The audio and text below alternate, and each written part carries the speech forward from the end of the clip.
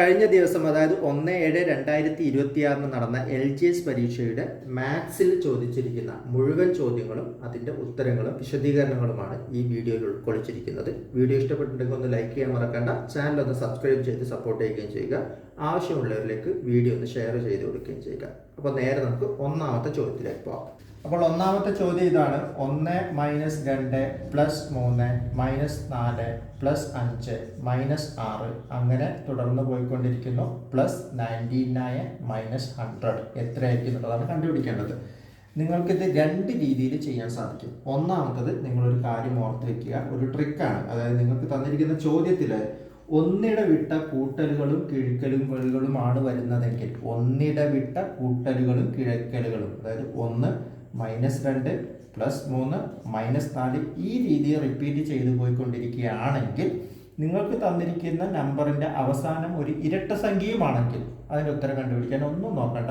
ഈ ലാസ്റ്റ് വരുന്ന സംഖ്യ ഉണ്ടല്ലോ, അതായത് -100, ഇതിൻ്റെ പകുതി അങ്ങോട്ട് എടുത്താൽ മതി. അതായത് -50 ആയിരിക്കും ഉത്തരം. ശ്രദ്ധിക്കേണ്ട കാര്യം, തുടർച്ചയായിട്ടുള്ള കൂട്ടലുകളും കുറയ്ക്കലുകളുമായിരിക്കണം വരുന്നത്. അവസാനം വരുന്നത് ഇരട്ട സംഖ്യ ആയിരിക്കണം. അങ്ങനെയാണെങ്കിൽ ഇതായിരിക്കും ഇതിൻ്റെ ഉത്തരം. ഇനി അല്ലാതെ നമ്മൾ എങ്ങനെ ഇതിൻ്റെ ഉത്തരം വേറൊരു രീതി കണ്ടുപിടിക്കാന്നുള്ളതും കൂടെ നോക്കാം. നമുക്ക് പെയറിംഗ് മെത്തേഡ് എന്നൊക്കെ വേണമെങ്കിൽ വിളിക്കാം.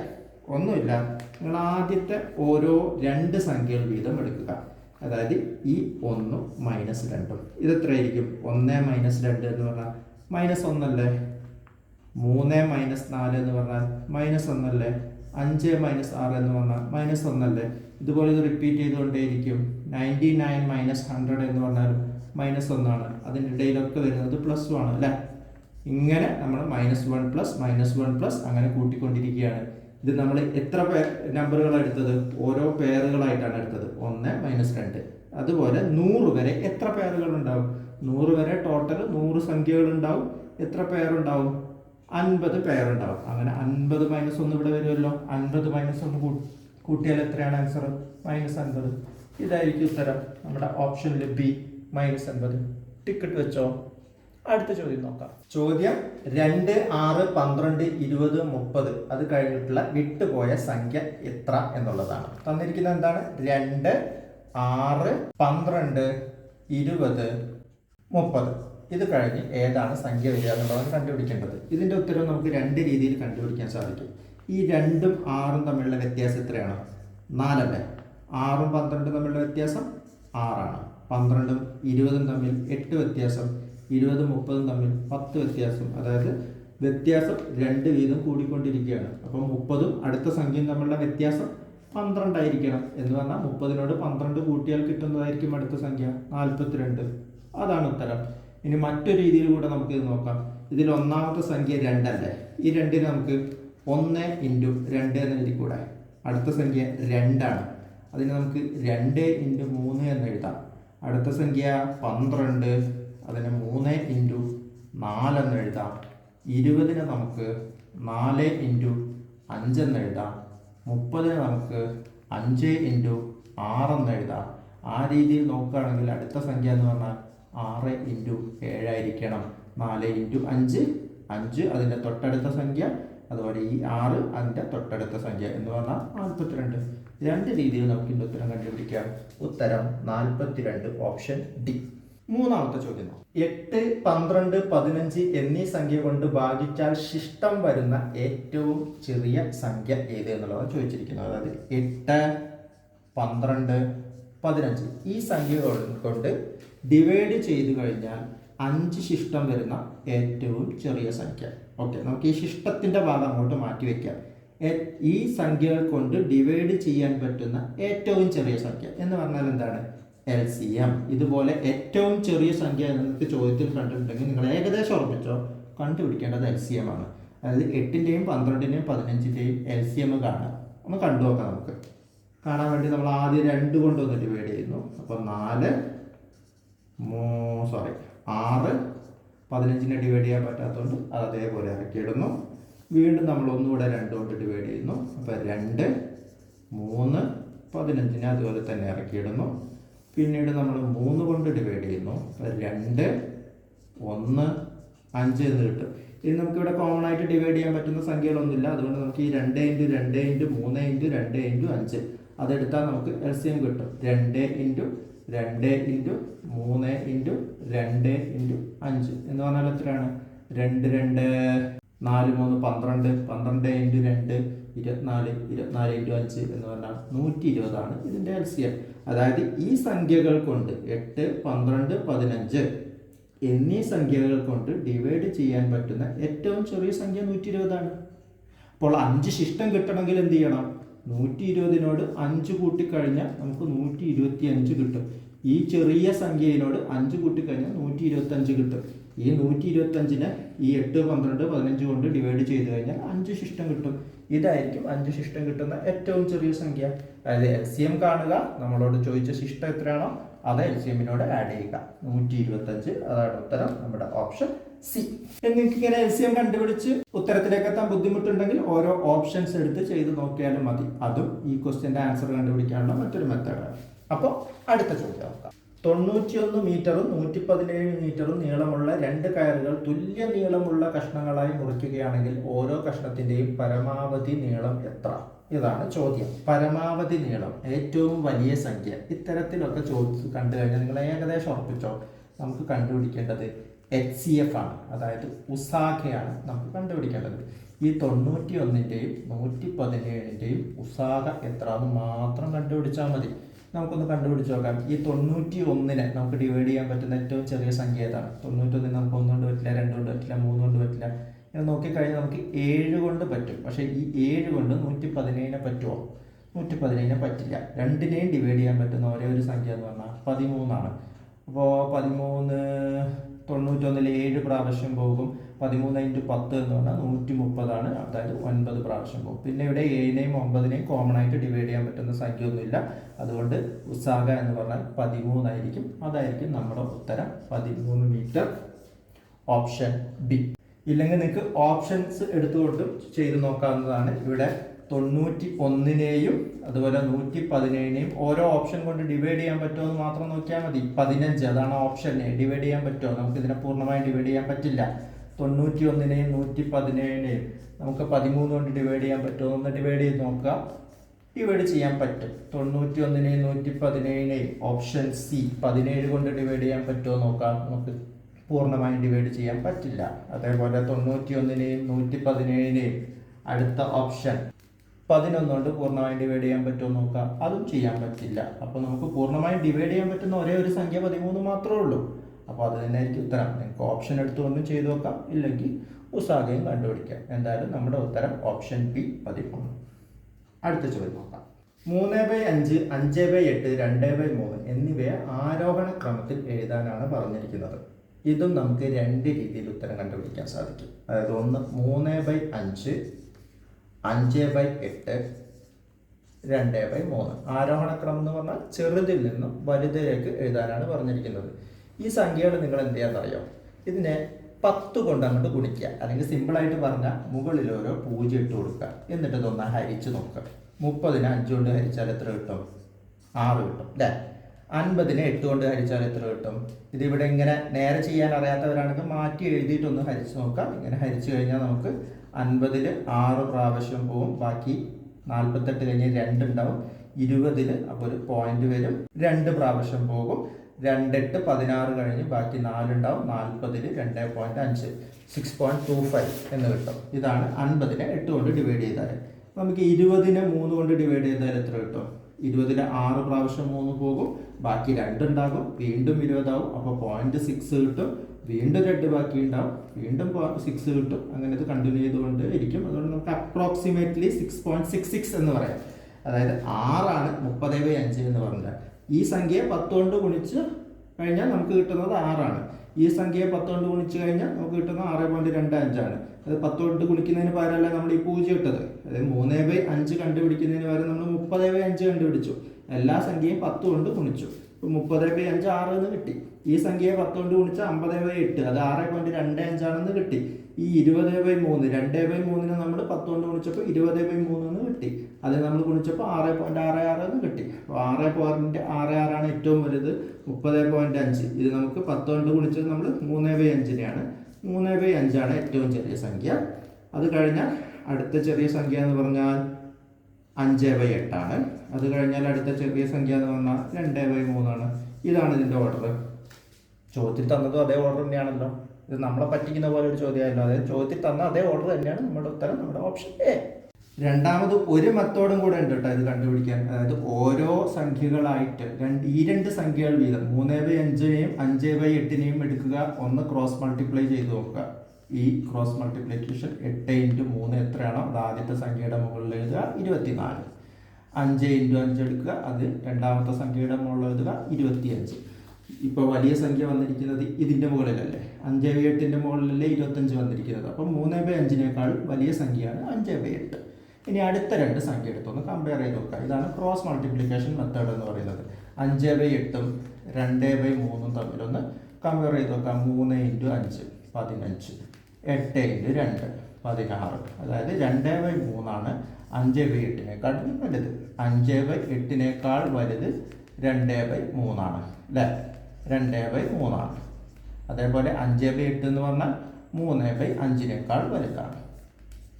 ഓക്കെ ഇല്ലേ? ഇതാണ് ഓർഡർ. ഇങ്ങനെ രണ്ട് രീതിയിൽ നിങ്ങൾക്ക് കണ്ടുപിടിക്കാം. ഒന്നുകിൽ ക്രോസ് മൾട്ടിപ്ലൈ ചെയ്തുകൊണ്ട് ഓരോ പെയറായിട്ട് കമ്പയർ ചെയ്ത് അതിൽ വലുതായിട്ട് കണ്ടുപിടിക്കുക.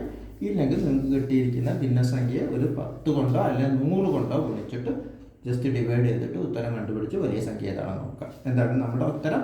Option A. അടുത്ത ചോദ്യം ഇതാണ്. ഒരു സമചതുരത്തിന്റെ ചുറ്റളവ് 36 സെന്റിമീറ്റർ ആയാൽ അതിന്റെ പരപ്പളവ് എത്ര? അതായത് ഒരു സമചതുരം ഇതിന്റെ ചുറ്റളവ് തന്നിട്ടുണ്ട്. ഇപ്പൊ ഒരു വശം, നമുക്ക് സമചതുരത്തിന്റെ ഒരു വശം എ ആണെന്ന് വിചാരിക്കാം. ഇപ്പൊ എല്ലാ വശവും എ ആയിരിക്കുമല്ലോ. ഇതിന്റെ ചുറ്റളവ് എന്ന് പറഞ്ഞാൽ a+a+a+a, ഈ 4 വശങ്ങളും കൂടെ കൂട്ടിയത്, അതായത് 4a ആയിരിക്കും, 4a ആയിരിക്കും ഇതിന്റെ ചുറ്റളവ്. അത് 36 സെന്റിമീറ്റർ ആണെന്ന് തന്നിട്ടുണ്ടല്ലോ. അപ്പോൾ എ ഒരു വശം എന്ന് പറഞ്ഞാൽ എത്രയായിരിക്കും? 36/4 = 9 സെന്റിമീറ്റർ ആയിരിക്കും ഒരു വശം. പരപ്പളവ് എന്ന് പറഞ്ഞാൽ എന്താണ്? വിസ്തീർണം. അത് നമുക്ക് എ എന്ന് വിളിക്കാം. ഏരിയ, വിസ്തീർണം, പരപ്പളവ് എല്ലാം ഒന്ന് തന്നെ. അത് പറഞ്ഞാൽ a ഒരു വശം ഇൻറ്റു അടുത്ത വശം അതേ വശം, അതായത് a² ആയിരിക്കും. a² എന്ന് പറഞ്ഞാൽ ഇവിടെ 9 ആണ്. 9² എന്ന് പറഞ്ഞാൽ 81 സെന്റിമീറ്റർ. ഇത് വിസ്തീർണമായതുകൊണ്ട് 81 സെന്റിമീറ്റർ². നമ്മുടെ ഉത്തരം ഓപ്ഷൻ എ.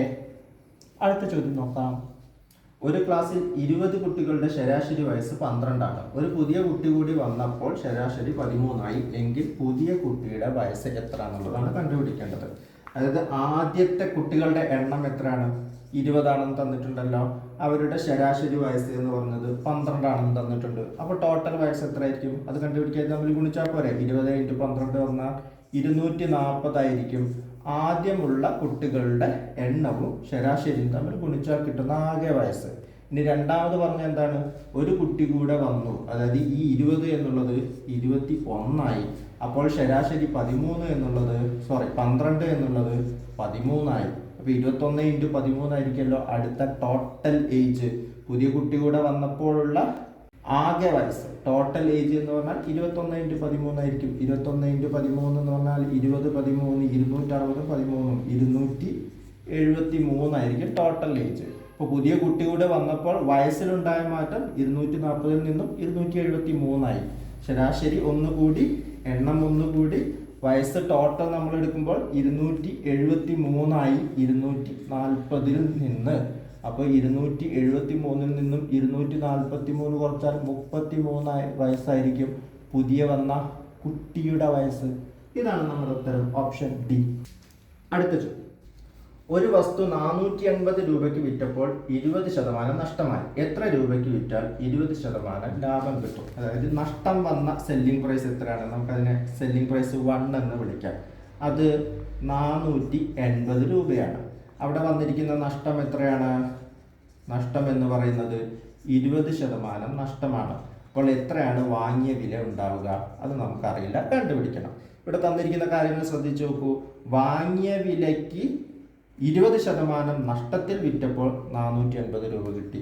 കോസ്റ്റ് പ്രൈസ് നമുക്ക് അതിൻ്റെ 20% നഷ്ടം. 20% നഷ്ടം എന്ന് പറയുമ്പോൾ നമ്മൾ 100-ൽ നിന്നും എത്രയാണ് നഷ്ടം അത് കുറയ്ക്കണം. 80% വിറ്റപ്പോൾ കിട്ടിയിരിക്കുന്നത് 480 രൂപയാണ്. അപ്പോൾ കോസ്റ്റ് പ്രൈസ് എന്ന് പറഞ്ഞാൽ എത്രയായിരിക്കും? 480 ഇൻറ്റു 100/80. ഈ 80/100 നമ്മൾ ഇക്വേഷൻ്റെ അപ്പുറത്തെ സൈഡിലേക്ക് കൊണ്ടുപോകുന്നു. ഇത് ചെയ്ത് കഴിഞ്ഞാൽ നമുക്കൊരു കോസ്റ്റ് പ്രൈസ് കിട്ടില്ലേ? അതവിടെ ഇരിക്കട്ടെ. നമ്മളോട് ചോദിച്ചിരിക്കുന്നത് 20% ലാഭം കിട്ടണമെങ്കിൽ എത്ര രൂപയ്ക്ക് വിൽക്കണം എന്നാണ്. ലാഭം കിട്ടേണ്ട വിലയെ നമുക്ക് SP2, രണ്ടാമത്തെ സെല്ലിംഗ് പ്രൈസ് 2 എന്നങ്ങോട്ട് വിളിക്കാം. അത് എന്ന് പറഞ്ഞാൽ ഈ പറഞ്ഞ കോസ്റ്റ് പ്രൈസിനോട് 20% ലാഭത്തിൽ വിൽക്കുന്നതായിരിക്കണം. ലാഭത്തിൽ വിൽക്കുക എന്ന് പറഞ്ഞാൽ 100 + എത്രയാണ് നമുക്ക് കിട്ടേണ്ട ലാഭം, അത്രയും ശതമാനത്തിന് വിൽക്കണം. അതായത് 480 ഇൻറ്റു 100/80 നമ്മുടെ വാങ്ങിയ വില. ഇതിനോട് 20% ലാഭം കിട്ടണമെങ്കിൽ ഇതിൻ്റെ 120% വിറ്റിരിക്കണം. ഇതങ്ങോട്ട് ചെയ്ത ഉത്തരം കിട്ടും. ഈ 100ഉം ഇതും അങ്ങോട്ട് വെട്ടിക്കോ, 80ഉം ഇതും വെട്ടിക്കോ, 6 കിട്ടും. 6 × 120 എന്ന് പറഞ്ഞാൽ 720 രൂപയ്ക്ക് വിറ്റ് കഴിഞ്ഞാൽ നമുക്ക് 20% ലാഭം കിട്ടും. ഓപ്ഷൻ എ ആണ് ഉത്തരം. ഒരു എളുപ്പമാർഗം കൂടെ ഞാൻ പറഞ്ഞുതരാം. നമുക്ക് തന്നിരിക്കുന്ന കോസ്റ്റ് പ്രൈസ് ഉണ്ടല്ലോ 480, അതിനോട് ലാഭ ശതമാനം എത്രയാണ്? 100 + 20, അതായത് 120. 20% ലാഭം എന്ന് പറഞ്ഞാൽ 120%. അതാണ് നമ്മുടെ ലാഭ ശതമാനം. അതെടുക്കുക. എത്രയാണ് നഷ്ട ശതമാനം നോക്കുക. 20% നഷ്ടം എന്ന് പറയുമ്പോൾ 100ൽ നിന്നും 20 കുറച്ചാൽ 80%. ഇതുകൊണ്ട് അങ്ങ് ഡിവൈഡ് ചെയ്ത് ഈ ക്രിയ ചെയ്ത് കഴിഞ്ഞാൽ നമുക്ക് ഉത്തരം കിട്ടും. വെട്ടി നോക്കൂ. ഇത് വെട്ടിക്കഴിഞ്ഞാൽ 6 കിട്ടും. 6 × 120 720. ഓപ്ഷൻ എ 720 ആണ് ഉത്തരം. അപ്പോൾ അടുത്ത ചോദ്യം നോക്കാം. 4.32 കൂട്ടണം 0.8 കൂട്ടണം 12.001 കുറയ്ക്കണം 5.6 എത്ര? ഇതിന്റെ വിലയാണ് കണ്ടുപിടിക്കേണ്ടത്. ബോഡ്മാസ് നിയമപ്രകാരം നമ്മൾ ആദ്യം ചെയ്യേണ്ടത് എന്താണ്? അഡീഷൻസ് എല്ലാം ചെയ്യണം. നമുക്ക് ഇതിലുള്ള അഡീഷൻസ് എല്ലാം ചെയ്യാം. എളുപ്പത്തിന് വേണ്ടിയിട്ട് ഇങ്ങനെ ഡെസിമലൊക്കെ ഉള്ളത് കൊണ്ട് എളുപ്പത്തിന് വേണ്ടിയിട്ട് നമുക്ക് ഇത് താഴെയായിട്ട് എഴുതാം. ആദ്യം ആഡ് ചെയ്യാനുള്ളതെല്ലാം ആഡ് ചെയ്യുക. 4.32 പ്ലസ് 0.8 പ്ലസ് 12.001. കൺഫ്യൂഷൻ വരാതിരിക്കാൻ വേണ്ടി നമുക്ക് ഇവിടെയൊക്കെ ഇതാ ഈ 1ന്റെ അടുത്ത് എത്തുന്നവരെ ഓരോ 0 അങ്ങോട്ട് ഇട്ട് കൊടുക്കാം. അതിലുള്ള ആവശ്യമൊന്നുമില്ല, കൺഫ്യൂഷൻ വരാതിരിക്കാൻ വേണ്ടി മാത്രം പറഞ്ഞതാണ്.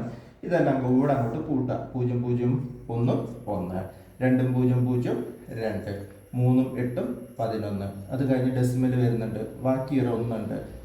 1 4 5 2 7. അത് കഴിഞ്ഞ് ഇവിടെ 17.121 എന്ന് കിട്ടും. ഈ 3 സംഖ്യകളും കൂടെ ആഡ് ചെയ്ത് കഴിഞ്ഞാൽ ഇനി അതിന് ശേഷം നമുക്കൊരു സാധനം കൂടെ ചെയ്യാണ്ടല്ലോ.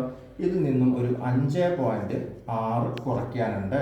ഇതേപോലെ വേണമെങ്കിൽ കൺഫ്യൂഷൻ വരാതിരിക്കാൻ 2 0 ഇട്ട് വെച്ചോ, ഇട്ടില്ലെങ്കിലും കുഴപ്പമൊന്നുമില്ല. ഞാൻ ഏതായാലും ഇവിടെ ഇട്ട് കാണിച്ചു തരാം. അത് കണ്ട നിർബന്ധമൊന്നുമില്ല. നിങ്ങൾക്കല്ലാതെ ചെയ്യാൻ അറിയുമെങ്കിൽ 1ൽ നിന്നും 0 കുറച്ചാൽ 1, 2ൽ നിന്നും 0 കുറച്ചാൽ 2, 1ൽ നിന്നും 6 കുറയ്ക്കാൻ പറ്റൂല. അപ്പം നമ്മളിവിടെ 11 ആക്കും. 11ൽ നിന്നും 6 കുറച്ചാൽ 5. അത് കഴിഞ്ഞൊരു ഡെസിമൽ ഉണ്ട്. നമ്മളിവിടെ 11 ആക്കിയിട്ടുണ്ട്. അതിന് പകരമായിട്ട് നമ്മൾ ഇവിടെ ഒരു 1 കൂട്ടി കൊടുക്കുന്നു. അപ്പോൾ 5 1 6 ആവും. 7ൽ നിന്നും 6 കുറച്ചാൽ 1. അത് കഴിഞ്ഞ് 1 ഇവിടെ ബാക്കി ഉണ്ടാവും. 11.521. നമ്മുടെ ഉത്തരം ഓപ്ഷൻ ബി 11.521. അടുത്ത ചോദ്യം.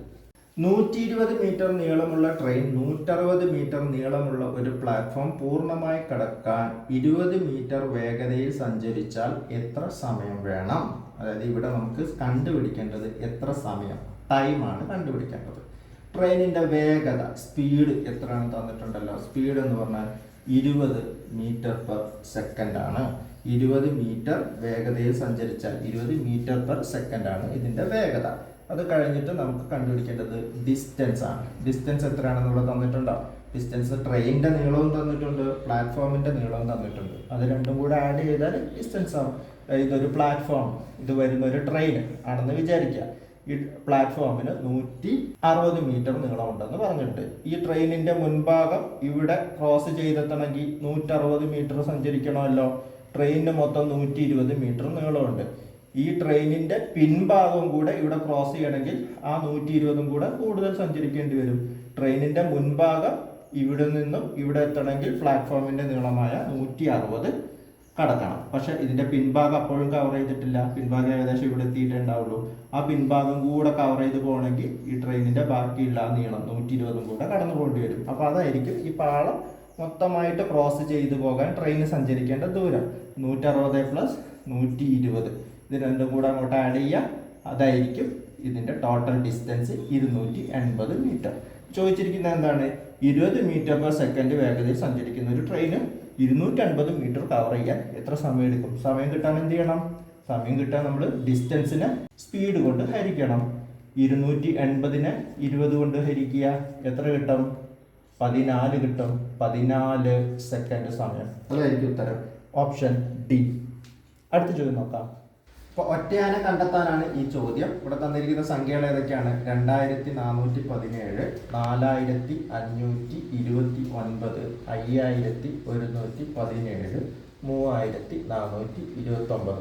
ഇതുപോലെ നിങ്ങൾക്ക് പരീക്ഷകളിൽ വലിയ സംഖ്യകൾ കിട്ടിക്കഴിഞ്ഞിട്ടുണ്ടെങ്കിൽ നിങ്ങൾ പേടിക്കൊന്നും വേണ്ട. നിങ്ങൾ ചെയ്യേണ്ടത് ആ സംഖ്യകൾക്കിടയിൽ കൂട്ടുകയോ കുറയ്ക്കുകയോ ഗുണിക്കുകയോ അല്ലെങ്കിൽ 2 നമ്പറിന്റെ സ്ക്വയർ അല്ലെങ്കിൽ 3 നമ്പറിന്റെ സ്ക്വയർ എടുത്ത് നോക്കുക. അങ്ങനെ എന്തെങ്കിലും ബന്ധമുണ്ടോ എന്നുള്ളത് നോക്കിയാൽ മതി. ഇതിൽ നിങ്ങൾക്ക് ശ്രദ്ധിച്ച് നോക്കിയാൽ അറിയാം, ഇവിടെയുള്ള ഈ 3 സംഖ്യകൾ 2ഉം 4ഉം 1ഉം കൂട്ടിക്കഴിഞ്ഞാൽ നമുക്ക് 7 കിട്ടും.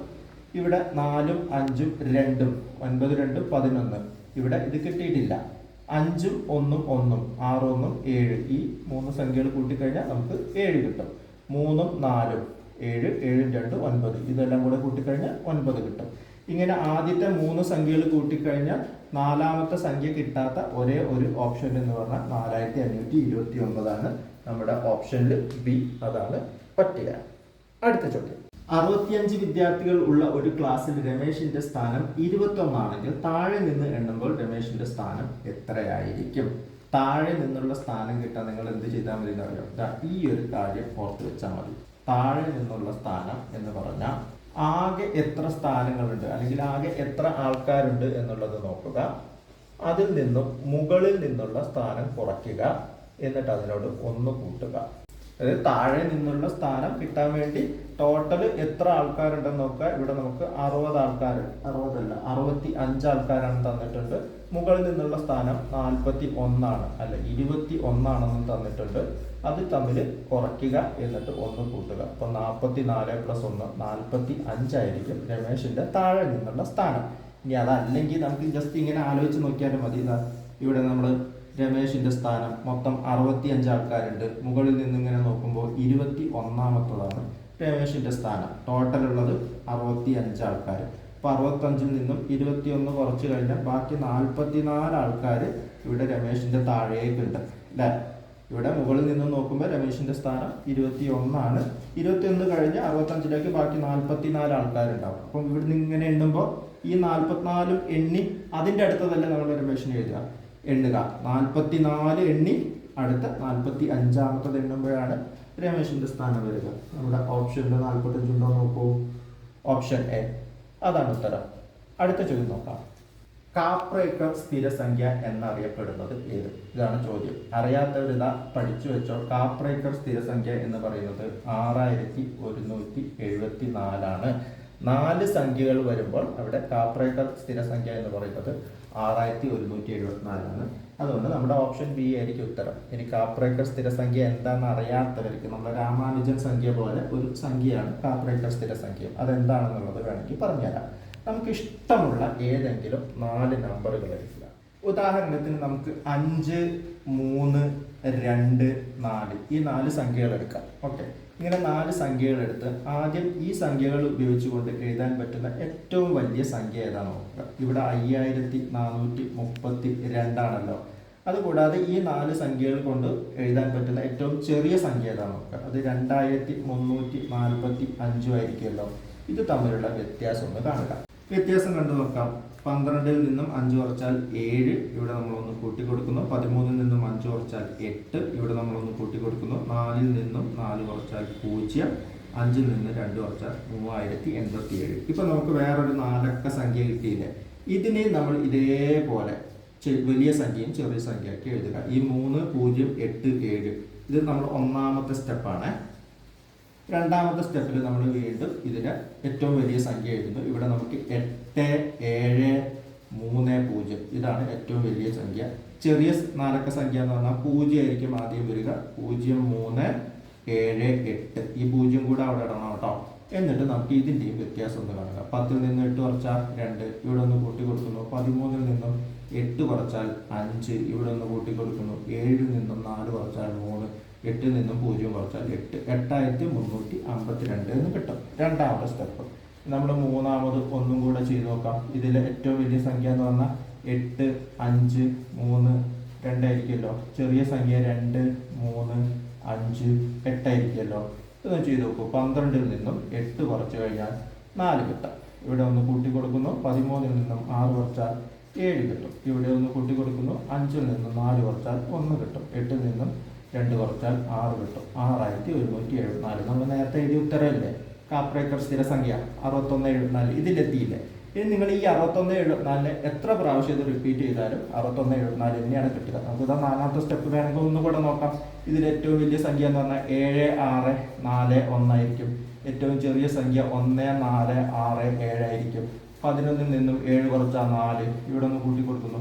14ൽ നിന്നും 7 കുറച്ചാൽ 7, ഇവിടെ ഒന്ന് കൂട്ടി കൊടുക്കുന്നു. 6ൽ നിന്നും 5 കുറച്ചാൽ 1, 7ൽ നിന്നും 1 കുറച്ചാൽ 6, 6174. ഇനി നമ്മൾ എത്ര പ്രാവശ്യം ചെയ്താലും ഇത് റിപ്പീറ്റ് ചെയ്തുകൊണ്ടേയിരിക്കും. അപ്പോൾ കാപ്രേക്കർ സ്ഥിരസംഖ്യ എന്ന് പറഞ്ഞാൽ എന്താണെന്ന് വെച്ചാൽ നിങ്ങൾ ഏതെങ്കിലും 4 സംഖ്യകൾ എടുത്ത് അതിനെ ആദ്യം ഏറ്റവും വലിയ സംഖ്യയാക്കി എഴുതി അതിൽ നിന്നും ഏറ്റവും ചെറിയ സംഖ്യ കുറച്ച് കഴിഞ്ഞ് നിങ്ങൾ ഈ സ്റ്റെപ്പ് റിപ്പീറ്റ് ചെയ്തുകൊണ്ടിരിക്കുകയാണെങ്കിൽ അടുത്ത 7 സ്റ്റെപ്പിനുള്ളിൽ എപ്പോഴെങ്കിലും ഈ ഒരു നമ്പർ വന്നിരിക്കും. നിങ്ങൾ ഏത് സംഖ്യ എടുത്ത് ചെയ്താലും 7 സ്റ്റെപ്പുകൾ ചെയ്യുമ്പോഴേക്ക് നമുക്ക് ഇവിടെ മൂന്നാമത്തെ സ്റ്റെപ്പിൽ തന്നെ കിട്ടി. 7 സ്റ്റെപ്പുകൾ ചെയ്യുമ്പോഴേക്ക് നിങ്ങൾക്ക് ഈ ഒരു സംഖ്യ വന്നിരിക്കും. ഇതിനാണ് കാപ്രേക്കർ സ്ഥിരസംഖ്യ എന്ന് പറയുന്നത്. 4 അക്ക നമ്പറുകളിലെ കാപ്രേക്കർ സ്ഥിരസംഖ്യ 6174. ഒരു അഡീഷണൽ കാര്യം കൂടെ പറഞ്ഞുതരാം. 3 അക്ക സംഖ്യയിലും ഇതേപോലെ പ്രത്യേകത വരുന്ന ഒരു നമ്പർ ഉണ്ട്. അത് 495. ഇതും കൂടെ വേണമെങ്കിൽ ഒന്ന് ഓർത്ത് വെച്ചോളൂ. ഏതെങ്കിലും എക്സാമിന് ചോദിച്ചാൽ എഴുതാലോ. അടുത്ത ചോദ്യം ഇതാണ്. 8 വർഷം മുമ്പ് അച്ഛന്റെ പ്രായം മകന്റെ പ്രായത്തിന്റെ 4 മടങ്ങായിരുന്നു. 8 വർഷത്തിന് ശേഷം അച്ഛന്റെ പ്രായം മകന്റെ പ്രായത്തിന്റെ 2 മടങ്ങായിരിക്കും എങ്കിൽ അച്ഛന്റെ ഇപ്പോഴത്തെ പ്രായം എത്ര? ഇതിന് നമുക്ക് ഒരുപാട് മെത്തേഡുകൾ ഉപയോഗിച്ച് ചെയ്യാം. ഞാൻ സാധാരണ ചെയ്യാറുള്ള മെത്തേഡ് ഞാനിവിടെ കാണിച്ചു തരാം. നിങ്ങൾക്ക് ഇതാണ് എളുപ്പമെങ്കിൽ ഇത് ഫോളോ ചെയ്യുക. ഇല്ലെങ്കിൽ നിങ്ങൾക്ക് മറ്റേതെങ്കിലും മെത്തേഡുകൾ അറിയാമെങ്കിൽ അല്ലെങ്കിൽ മറ്റേതെങ്കിലും മെത്തേഡുകൾ അറിയണമെന്നുണ്ടെങ്കിൽ ഒന്ന് കമൻറ്റിൽ രേഖപ്പെടുത്തി കഴിഞ്ഞാൽ നമുക്ക് മറ്റുള്ള മെത്തേഡുകൾ കൂടെ ഡിസ്കസ് ചെയ്യാം. ഓക്കെ, ഇവിടെ നമ്മൾ ചെയ്യേണ്ടത് നമുക്ക് 8 വർഷം മുമ്പുള്ള വയസ്സും തന്നിട്ടുണ്ട്, 8 വർഷത്തിന് ശേഷമുള്ള വയസ്സും തന്നിട്ടുണ്ട്. കണ്ടുപിടിക്കേണ്ടത് ഇപ്പോഴത്തെ വയസ്സാണ്. അപ്പോൾ നമുക്ക് 8 വർഷം മുമ്പുള്ളത്, 8 വർഷം മുമ്പുള്ളതിനെ നമുക്ക് ഇവിടെ ഇങ്ങനെ എഴുതി വെക്കാം. ഓക്കെ, ഇപ്പോൾ ഉള്ള വയസ്സാണ് നമുക്ക് കണ്ടുപിടിക്കേണ്ടത്. പ്രസന്റ് ഏജ് ആണ് കണ്ടുപിടിക്കേണ്ടത്. അതിവിടെ എഴുതാം. 8 വർഷത്തിന് ശേഷം ഉള്ളത് ഇവിടെ എഴുതാം. നമുക്ക് ഇപ്പോൾ ഉള്ള അച്ഛൻ്റെ പ്രായത്തിനെ നമുക്ക് എക്സ് എന്ന് അങ്ങോട്ട് വിളിക്കാം. ഓക്കെ, മകന്റെ പ്രായത്തിനെ വൈ എന്നും വിളിക്കാം. അപ്പൊ 8 വർഷങ്ങൾക്ക് മുമ്പ് അച്ഛന്റെ വയസ്സ് എത്രയായിരിക്കും? അച്ഛന്റെ വയസ്സ് എത്രയായിരിക്കും? ഇവിടെ അച്ഛന്റെ വയസ്സാണ് എഴുതുന്നത്. X minus 8 ആയിരിക്കില്ലേ? അതുപോലെ മകന്റെ വയസ്സ് 8 വർഷങ്ങൾക്ക് മുമ്പ് വൈ മൈനസ് 8 ആയിരിക്കില്ലേ? അതേപോലെ 8 വർഷങ്ങൾക്ക് ശേഷം അച്ഛന്റെ വയസ്സ് എക്സ് പ്ലസ് 8 ആയിരിക്കും, മകന്റെ വയസ്സ് വൈ പ്ലസ് 8 ആയിരിക്കും. ഇനി നമുക്ക് ചോദ്യത്തിലേക്ക് പോകാം. ചോദ്യത്തിൽ പറഞ്ഞത് എന്താണ്? 8 വർഷങ്ങൾക്ക് മുമ്പ്, അതായത് എക്സ് മൈനസ് 8 അച്ഛന്റെ വയസ്സ് എന്ന് പറഞ്ഞാൽ മകന്റെ വയസ്സിന്റെ 4 ഇരട്ടിയായിരുന്നു. ഇങ്ങനെ നമുക്ക് എഴുതാനോ? അച്ഛന്റെ വയസ്സ് 8 വർഷങ്ങൾക്ക് മുമ്പ് എക്സ് മൈനസ് 8 എന്ന് പറഞ്ഞാൽ മകന്റെ വയസ്സിന്റെ 4 ഇരട്ടിയായിരുന്നു. നമുക്ക് ഇതൊന്ന് ബ്രാക്കറ്റൊക്കെ ഒന്ന് ഓപ്പൺ ചെയ്ത് ഒന്ന് ലഘൂകരിച്ച് നോക്കാം. ഇവിടെ നമുക്ക് എക്സ് മൈനസ് 8 ഇവിടെ ഇരുന്നോട്ടെ. 4y ബ്രാക്കറ്റ് ഓപ്പൺ ചെയ്യുമ്പോൾ മൈനസ് 32 എന്ന് കിട്ടും. പിന്നെ എക്സിനെ ഇവിടെ വെക്കുക, വൈനെ ഇങ്ങോട്ട് കൊണ്ടുവരുമ്പോൾ X minus Y is equal to minus 32 ഇവിടെ ഇരിക്കട്ടെ. ഈ മൈനസ് 8നെ ഇങ്ങോട്ട് കൊണ്ടുപോകുമ്പോൾ പ്ലസ് 8 ആവും. മൈനസ് 32 പ്ലസ് 8 എന്ന് പറഞ്ഞാൽ minus 24. X minus 4y is equal to minus 24 എന്ന് കിട്ടും. ഇത് നമുക്ക് ഒന്നാമത്തെ ഇക്വേഷൻ ആയിട്ട് ഇവിടെ വെക്കാം. ഇനി അതുപോലെ പറഞ്ഞ രണ്ടാമത്തെ കാര്യം എന്താണ്? 8 വർഷങ്ങൾക്ക് ശേഷം അച്ഛന്റെ വയസ്സ് എക്സ് പ്ലസ് 8. 8 വർഷങ്ങൾക്ക് ശേഷമുള്ള അച്ഛന്റെ വയസ്സ് എന്ന് പറഞ്ഞാൽ മകന്റെ വയസ്സിന്റെ ഇരട്ടിയായിരിക്കും. അതായത് വൈ പ്ലസ് 8ന്റെ ഇരട്ടിയായിരിക്കും. ഇവിടെ നമുക്ക് ഇതേപോലെ ബ്രാക്കറ്റ് ഒന്ന് ഓപ്പൺ ചെയ്ത് നോക്കാം. X plus 8 is equal to 2 into Y, 2y plus 2 into 8 16 എന്ന് കിട്ടും. 16 വൈനെ നമുക്ക് ഒരു ഭാഗത്തേക്ക് കൊണ്ടുവരാം. അപ്പൊ X minus 2y is equal to 16 minus 8. ഈ പ്ലസ് 8 ഇങ്ങോട്ട് പോകുമ്പോൾ മൈനസ് 8 ആവും. അപ്പോൾ 8 എന്ന് കിട്ടും. X minus 2y equal to 8. അത് നമുക്ക് ഇതിന്റെ താഴെ അങ്ങോട്ട് എഴുതാം. X minus 2y equal to 8. ഇത് രണ്ടാമത്തെ ഇക്വേഷൻ ആയിട്ട് എടുക്കാം. ഓക്കെ, എന്നിട്ട് നമുക്ക് ഈ ഒന്നാമത്തെ ഇക്വേഷനിൽ നിന്നും രണ്ടാമത്തെ ഇക്വേഷൻ ഒന്ന് സബ്ട്രാക്ട് ചെയ്ത് നോക്കൂ, അതായത് ഒന്ന് കുറച്ച് നോക്കൂ. ഈ എക്സിൽ നിന്നും എക്സ് കുറച്ച് കഴിഞ്ഞാൽ 1 - 2. ഈ ഇക്വേഷനിൽ നിന്നും ഈ ഇക്വേഷൻ കുറയ്ക്കുന്നു, എക്സിൽ നിന്നും എക്സ് കുറച്ച് കഴിഞ്ഞാൽ 0 ആവും. -4y നിന്നും -2y കുറച്ചാൽ -4y -2y കുറച്ച് കഴിഞ്ഞാൽ എന്ത് ചെയ്യും? ഈ മൈനസ് മൈനസ് കൂടെ പ്ലസ് ആവും, -4y + 2y ആവും. അതായത് ബാക്കി -2y മാത്രം ഉണ്ടാവും. -4y + 2y എന്ന് പറഞ്ഞാൽ -2y ഇസ് ഈക്വൽ ടു ഈ -24 നിന്നും -8 കുറച്ച് കഴിഞ്ഞാൽ എന്ത് സംഭവിക്കും? -24 -8 എന്ന് പറഞ്ഞാൽ -32 ആവും. അപ്പോൾ y എന്ന് പറഞ്ഞാൽ -32 -2 എന്ന് പറയുമ്പോൾ 16 ആണെന്ന് കിട്ടും. ഇപ്പോൾ വൈയുടെ വില, അതായത് മകൻ്റെ ഇപ്പോഴത്തെ വയസ്സ് എത്രയാണെന്ന് നമുക്ക് കിട്ടി, വൈയുടെ വില കിട്ടി. ഈ കിട്ടിയിരിക്കുന്ന വൈയുടെ വില ഈ ഇക്വേഷനിൽ, ഒന്നാമത്തെ ഇക്വേഷനിലോ അല്ലെങ്കിൽ രണ്ടാമത്തെ ഇക്വേഷനിലോ സബ്സ്റ്റിറ്റ്യൂട്ട് ചെയ്ത് കൊടുക്കാം. നമുക്ക് രണ്ടാമത്തെ ഇക്വേഷനിൽ സബ്സ്റ്റിറ്റ്യൂട്ട് ചെയ്യാം. x - 2 × y എന്ന് പറഞ്ഞാൽ 16 ആണ്, ഈക്വൽ ടു 8. ഇവിടെ വൈക്ക് പകരം നമ്മൾ 16 സബ്സ്റ്റിറ്റ്യൂട്ട് ചെയ്ത് കൊടുക്കുന്നു. അപ്പോൾ x = 8. ഇവിടെ -32, 2 × 16 എന്ന് പറഞ്ഞാൽ -32 ഉണ്ടാകും. ഈ -32 ഇക്വേഷൻ്റെ ഇപ്പുറത്തെ സൈഡിലേക്ക് പോകുമ്പോൾ +32 ആവും. അപ്പോൾ x = 40 എന്ന് നമുക്ക് കിട്ടും. അതായത് അച്ഛൻ്റെ ഇപ്പോഴത്തെ വയസ്സല്ല x, അത് 40. ഇതായിരിക്കും നമ്മുടെ ഉത്തരം, ഓപ്ഷൻ സി. അടുത്ത ചോദ്യം നോക്കാം. കൂട്ടത്തിൽ പെടാത്തത് ഏത് എന്നാണ് ചോദിച്ചത്. ആരം, ചാപം, ഞാണ്, വൃത്തം. ഇതിൽ കൂട്ടത്തിൽ പെടാത്തതാവാൻ സാധ്യതയുള്ളത് വൃത്തമാണ്. അതിൻ്റെ കാരണം എന്താണെന്ന് പറഞ്ഞുതരാം. ഈ വൃത്തം വരച്ചു കഴിഞ്ഞാൽ അതിൻ്റെ ഭാഗങ്ങളായിട്ട് വരുന്നതാണ് ആരവും ഞാണും ചാപവും ഒക്കെ. ആരം എന്ന് പറയുന്നത് ഇതാണ്, ചാപം എന്ന് പറഞ്ഞാൽ നമ്മൾ ഇങ്ങനെ എടുത്ത് ഈ ഒരു ഭാഗത്തിന് ഇതുപോലെയുള്ള വൃത്തത്തിൻ്റെ ഭാഗങ്ങളെയാണ് നമ്മൾ ചാപം എന്ന് പറയുന്നത്. വൃത്തത്തിൻ്റെ ഒരു പോയിന്റിൽ നിന്ന് ഇങ്ങനെ വരച്ചു കഴിഞ്ഞാൽ ഈ വരയ്ക്കുന്ന വരകൾക്കാണ് നമ്മൾ ഞാണെന്ന് പറയുന്നത്. അതെല്ലാം വൃത്തത്തിൻ്റെ ഭാഗങ്ങളാണ്. ഭാഗങ്ങളല്ലാതെ വരുന്നത് മുഴുവനായിട്ടുള്ള ഈ വൃത്തം. അപ്പോൾ അതായിരിക്കും കൂട്ടത്തിൽ പെടാത്തതാവാൻ സാധ്യതയുള്ളത്, ഓപ്ഷൻ ഡി. അടുത്ത ചോദ്യം വില കണ്ടെത്താനുള്ളതാണ്. ഇവിടെ നമുക്കൊരു ക്രിയ ചെയ്യാൻ തന്നിട്ടുണ്ട്. 16 + 8 ഡിവൈഡഡ് ബൈ 4 -2 പിന്നെ ബ്രാക്കറ്റിൻ്റെ അകത്ത് 3 - 1. ഇത് നമ്മൾ ബോർഡ് മാസ് റൂൾ ഉപയോഗിച്ചിട്ടാണ് ചെയ്യേണ്ടത്. ബോർഡ് മാസ് റൂൾ ഉപയോഗിച്ചിട്ട് നമ്മൾ ആദ്യം ചെയ്യേണ്ടത് എന്താണ്? ബ്രാക്കറ്റിൻ്റെ അകത്തുള്ള, അതായത് ബി ബ്രാക്കറ്റിൻ്റെ അകത്തുള്ളതാണ് നമ്മൾ ആദ്യം ചെയ്യേണ്ടത്. ഇവിടെ ഒരു ബ്രാക്കറ്റിൻ്റെ അകത്തുള്ള ഒരു ക്രിയ ഉണ്ടല്ലോ, 2 × ബ്രാക്കറ്റിൻ്റെ അകത്ത് 3 - 1. ഇതാണ് നമ്മൾ ആദ്യം ചെയ്യേണ്ടത്. നമുക്ക് ആദ്യം അതും ചെയ്ത് നോക്കാം. 18 + 8 ഡിവൈഡഡ് ബൈ 4 -2 ഇൻറ്റു 3 - 1 എന്ന് പറഞ്ഞാൽ 2 അല്ല. അപ്പം നമ്മൾ ബ്രാക്കറ്റ് ആദ്യം ചെയ്തു. പിന്നെ നമ്മൾ ഓഫാണ് ചെയ്യേണ്ടത്. ഓഫുള്ള ക്രിയകളൊന്നും ഇവിടെ ഇല്ല. അതിനുശേഷം നമ്മൾ ഡിവിഷൻ ചെയ്യണം. ഡിവിഷൻ ചെയ്യാൻ വേണ്ടി 16 + ഈ 8 ഡിവൈഡഡ് ബൈ 4 ഇതാണ് ഡിവിഷൻ അവിടെ ഉള്ളത്. 8 ഡിവൈഡഡ് ബൈ 4 എന്ന് പറഞ്ഞാൽ 2 കിട്ടും. -2 ഇൻറ്റു 2. അതിനുശേഷം നമ്മൾ മൾട്ടിപ്ലിക്കേഷൻ ചെയ്യണം. അപ്പോൾ നമുക്ക് ഈ 2 × 2 ചെയ്ത് നോക്കാം. 16 + 2 -2 × 2 എന്ന് പറഞ്ഞാൽ 4. പിന്നെ നമ്മൾ അഡീഷനും സബ്ട്രാക്ഷനാണ് ചെയ്യേണ്ടത്. ഇടത് വശത്ത് നിന്നും വലത് വശത്തേക്ക് ചെയ്ത് നോക്കിയാൽ മതി. അപ്പോൾ 16നോട് 2 കൂട്ടിയാൽ 18, 18 - 4 എന്ന് പറഞ്ഞാൽ 14. ഇതായിരിക്കും നമ്മുടെ ഉത്തരം, ഓപ്ഷൻ എ. അടുത്ത ചോദ്യം നോക്കാം. ഇവിടെ ശരിയായ ക്രമം കണ്ടുപിടിക്കാനാണ് പറഞ്ഞിരിക്കുന്നത്. 1 വസ്ത്രം, 2 പരുത്തി, 3 നെയ്ത്ത്, 4 നൂല്. അതായത് എങ്ങനെയാണ് ഇതിൻ്റെ ക്രമം വരിക എന്നുള്ളതാണ്. ജസ്റ്റ് ഒന്ന് ചിന്തിച്ച് നോക്കൂ. നമുക്ക് ആദ്യം നമ്മൾ പരുത്തി നമ്മൾ നൂലാക്കുന്നു, നൂലിനെ നമ്മൾ നെയ്ത് വസ്ത്രമാക്കുന്നു അല്ലെ. ആദ്യം നമ്മൾ പരുത്തി എടുക്കുന്നു, പരുത്തിയെ നമ്മൾ നൂലാക്കി മാറ്റുന്നു, അതായത് 4ാമത്തെ ഓർഡർ കിട്ടും. അതിനെ നമ്മൾ പിന്നെ നെയ്ത് കൊണ്ട് മൂന്നാണ് നെയ്ത്ത്, അതിനെ നെയ്ത് നമ്മൾ വസ്ത്രമാക്കുന്നു. അപ്പോൾ 2, 4, 3, 1 ഇതാണ് ശരിയായ ഓർഡർ വരിക. നമ്മുടെ ഓപ്ഷൻ സി ആണ് ഉത്തരം. അടുത്ത ചോദ്യം നോക്കാം. പക്ഷി, ആകാശം, മത്സ്യം എന്താണ്? അതായത് പക്ഷി ആകാശവുമായി ബന്ധപ്പെട്ടിരിക്കുന്നത് പോലെ മത്സ്യം എന്തുമായിട്ടാണ് ബന്ധപ്പെട്ടിരിക്കുക എന്നുള്ളതാണ് ചോദിച്ചത്. ഇവിടെ പക്ഷി ആകാശത്തിലല്ലേ പറന്ന് നടക്കുന്നത്, അതുപോലെ മത്സ്യം എവിടെ? കരയിൽ എന്തായാലും നടക്കൂല, കൂട്ടിൽ എന്തായാലും നടക്കില്ല, വായുവിലും മത്സ്യത്തിന് നടക്കാൻ പറ്റില്ല. പിന്നെ മത്സ്യം സഞ്ചരിക്കുന്നത്, പക്ഷി ആകാശത്ത് സഞ്ചരിക്കുന്നത് പോലെ മത്സ്യം സഞ്ചരിക്കുന്നത് വെള്ളത്തിലാണ്. അതുകൊണ്ട് ഓപ്ഷൻ ഡി ഇതാണ് ശരി ഉത്തരം. അടുത്ത ചോദ്യം ശ്രേണി പൂരിപ്പിക്കാനാണ്. ഇവിടെ നമുക്ക് സംഖ്യകൾ തന്നിട്ടുണ്ട്. 140, 68, 32, 14. ഇത് കഴിഞ്ഞ് അടുത്ത സംഖ്യ ഏത് വരും എന്നുള്ളതാണ് കണ്ടുപിടിക്കേണ്ടത്. നിങ്ങൾക്ക് ശ്രദ്ധിച്ചു നോക്കിയാൽ ഇവിടെ 140ന്റെ പകുതി, ഏകദേശം പകുതിയിൽ താഴെയുള്ള ഒരു നമ്പറായിട്ടാണ് ഈ 68 വരുന്നത്. അതേപോലെ ഈ 68ന്റെയും പകുതിയിൽ താഴെയുള്ള ഒരു നമ്പറായിട്ടാണ് 32 വരുന്നത് അല്ലേ. അപ്പോൾ നമുക്ക് ഇതിന്റെ പകുതി ഒന്ന് എടുത്ത് നോക്കാം. 140ന്റെ പകുതി എന്ന് പറഞ്ഞാൽ 70. 140/2, അതിന്റെ പകുതി എന്ന് പറഞ്ഞാൽ 70.